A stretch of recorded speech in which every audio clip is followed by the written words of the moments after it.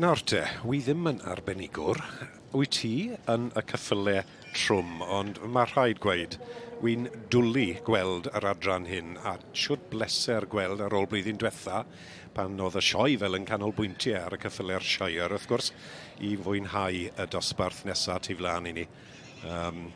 Geffyl Trwm heb y Shires yn dife, gall hwnna fod Clydesdale, Suffolk Punch, beth arall sy'n gael, mae digon, mae hagor i gael fyd, ond mae'r dosbarth hyn yn canolbwyntio ar y ceffylau trwm heb yr Shires, mae'r hynna a dosbarthu i hunain wrth gwrs.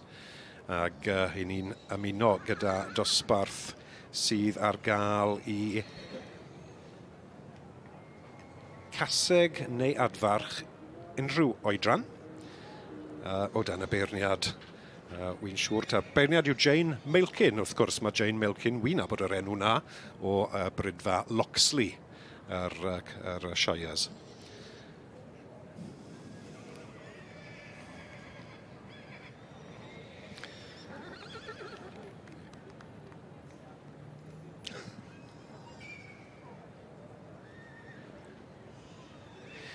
A dyma ni. Ffefryn i fi a ffefryn i pawb yn y dorf wedyn ni i weld y ceffylau trwm hyn yn cystadlu mewn adran i hunain. Dosbarth sydd flaen i ni yw am Geffyl Trwm, caseg neu adfarch, ond mae rhaid cofio mae'r dosbarth am Geffyl Trwm heb y Shires sydd yn cael dosbarthu i hunain. Ac fel enghraifft mae beth sydd ar gael Suffolk Punch, mae yna Percherons, mae bob, so hwnna, Dramor yw'r hwnna, wrth gwrs, Clydesdales, mae yna ambell i ynifel sy'n gallu cystadlu o'r adran fan hyn. Y beirniad yw Jane Milkin, brydfa Loxley. Shires mae hi'n magu, ond digon o brofiad gyda Jane, yn beirniadu popeth ond Shires. Dosbarth da wedyn ni fan hyn yn Niwmeren, dyw e? Oes, so 9 dwi'n meddwl wedi entro i ddod yma. Dwi'n meddwl bod nhw'n 6 neu 7 yma, oes? Os mae yn, dy fe? Os. So, eboles, caseg neu adfarch. Dyna beth gall cystadlu yn y dosbarth yma. A ni'n gweld yr ledi mewn trilby bach. Nefi wedyn ni, o'r lliw, y beirniad Jane Milkin. Mrs Milkin, mae wedi cystadlu digon ennill Sioe Ceffyl y flwyddyn gyda Shire. Ac wrth gwrs, i ni'r Cymraeg, yr adrannau Cymraeg, wyt ti'n ffili twtio ceffyl fyna, wyt ti, ond yn y Shires, mae gofyn bod ti'n gallu gael dy law trwy'r blew na i weld bod y gos yn lan. Oedd hi'n gweud cyn beirniadu, mae'n disgwyl digon o brofiad yn dangos gyda Mrs Milkin, a oedd hi'n gweud yn glir mai yn benderfynol, mae'n moyn gweld pawb sydd yn cystadlu wedi paratoi yn iawn. A dyna beth yw paratoi. Drych ar y blew na. Sawl pot o choc wedi mynd fyna i cael y coesau yna'n gwyn. Os, a digon o olchi fyd. Ac wrth gwrs, a'r anifeiliaid yn gallu bod wahanol, ond fel arfer mae'r ceffylau trwm, a mae fel yr darts maen nhw'n gweud yn dyfe, ar ei gwddwg, ar hyd i gwddwg, a wyt ti'n gallu plethu'r yna mewn wy'n deall maen nhw'n neud yn dyfe. Ie. Ni'n gweld y gwaith sy'n mynd mewn a popeth i ni'n rhoi ar y ceffyl yn dyfe. So mae'r un yma wedi dod lawr o'r Alban, dwi'n meddwl, sydd yn mynd allan tu flaen y beirniad nawr. Mae'n boblogaidd. Mae'r brydfeidd i gyd yn y gogledd, yn diwn nhw rhan fwyaf wedyn ni, neu canol Lloegr. A wrth gwrs mae'n eddoi dad gyda ni yng Nghymru fyd, yn dys e? Oes, yn hollol. Mrs Milkin yn gweud, wrth gwrs, heb law bod y ceffyl wedi goffod yn uligedd hi wedi cael ei baratoi yn iawn am y cylch am y diwrnod. Oedd hi digon clir, mae moyn gweld rhywbeth sydd yn cerdded yn dda.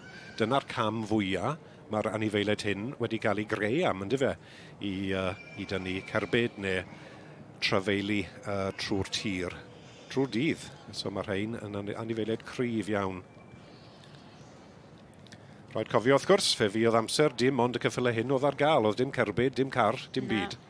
So holl bwysig bod yr anifeiliaid hyn yn gallu camu yn gryf ac yn rhydd. A ni'n gweld fyna lawr i mae yn wahanol i ni yn y byd Cymraeg, mae'r rhain yn cael cerdded wrth y beirniad, cerdded nôl at y beirniad, a wedyn wneud o'r un peth at drot fyd. Ydy, mae'n ffordd mae'r beirniad yn cael siawns dwbl o edrych dros nhw. Odi, mae e, odi. Mae'r ceffyl hyn, dwi'n meddwl, wedi bod yn ffodus iawn lenni a ennill Supreme mewn sioe yn erbyn y gwartheg beef, godro a'r Clydesdales fyny yn yr Alban. So, mae fe'n cael ei weld fel something fel mae'n gael mewn shows yn lan yr Alban le mae'r ceffyl yn mynd yn erbyn yr brydriau a wedyn anifeiliaid arall. So, mae wedi cael cynnig tipyn o lwyddiant o ceffyl hyn. Wel, dyma ni yn cael golwg cyntaf ar yr adran y cyffylau Trwm, y cyffylau Gwedd. Ac mae'r beirniad ar hyn o bryd, Jane Malkin, wedi penderfynu i canolbwyntio ar yr gaseg. Toulouse Monte Carlo.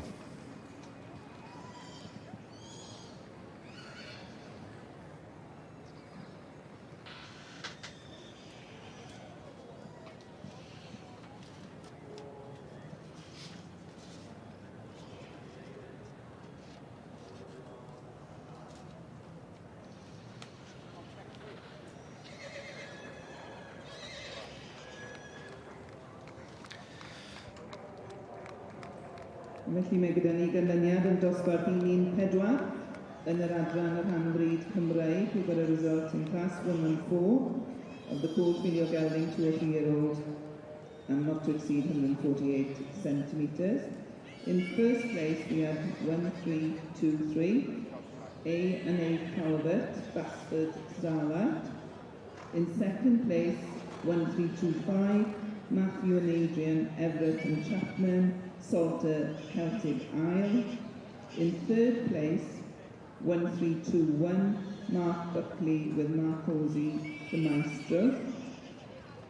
In fourth place, 1326, Mandy Godden with Moore Hall. In fifth place, 1331, Janet Nichols with Wink's Gift of Gold. And in sixth place, 1330, Laura Meadows with Brockaby, Silver Lady. Many congratulations to you, which was in a strong class there. And now we move on to class 115 in the part bred, which is on page 2 to 6 of your catalogue. And that's for the cold filly or gelding, 2 or 3-year-old, not to exceed 148 centimetres.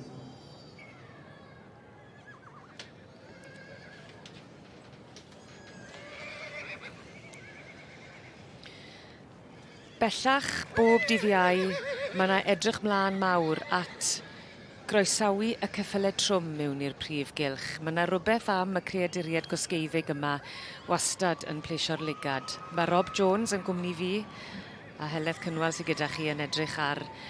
Wel, maen nhw yn greaduriaid. Mae yna rhyw dawelwch yn perthyn iddyn nhw, does e? O'n i'n meddwl ni, mae'n digon o dan yn y brif gylch ar hyn o bryd, ond drych ar yr anifeiliaid hyn, does dim un nhw a cos mas o le, os e, ti'n gwybod, maen nhw'n, wyt ti'n gweld fel mae'r cyffylau hyn wedi dod o'r pellter a trwy'r blynydde i fod yn anifeiliaid da iawn i weithio a cadw. A dyma ni wedi ennill y dosbarth i J&T Plefin Edge, Mannequin Charles. Caseg wedyn ni, wrth y march Carnath Ambassador ac allan o Mana Bonnie Lass. Around the end of the main room, the results are in full. Felly, dosbarth.